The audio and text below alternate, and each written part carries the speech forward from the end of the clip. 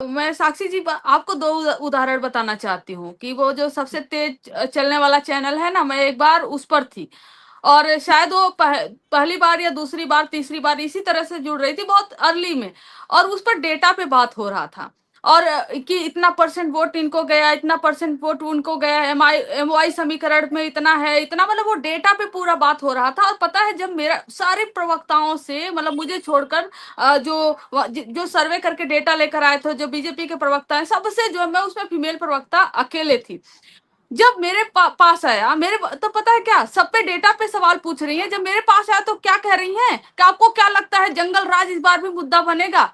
मतलब मैं कह रही हूँ, मतलब वो फीमेल जो एंकर थी, मैं बोले कि मैडम आपने सबसे डेटा पे बात किया, आप मेरे पास आते थे जंगल राज पे आ गए, हमको भी डेटा की समझ है, उसी पर बात कर लीजिए।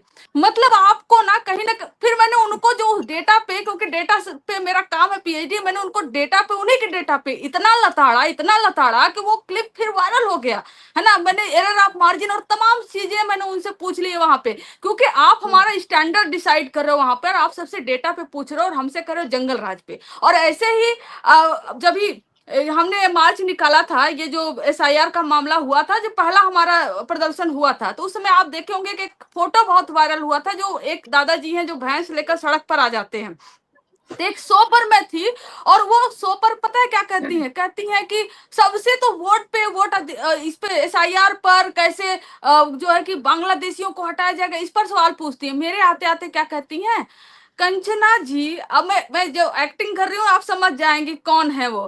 कंचना जी, ये ठीक है लेकिन भैंस पर डिबेट, भैंस को लाने की क्या जरूरत थी। मतलब आपने सबसे क्या सवाल पूछा और मेरे आते आते आप क्या हो गए। और उनका जो वो है सवाल पब्लिक का, ठीक है, मैंने उसको बोल दिया कि सवाल पब्लिक का है, लेकिन आप सवाल भैंस का क्यों पूछ रही हैं, आपका शो तो सवाल पब्लिक का है।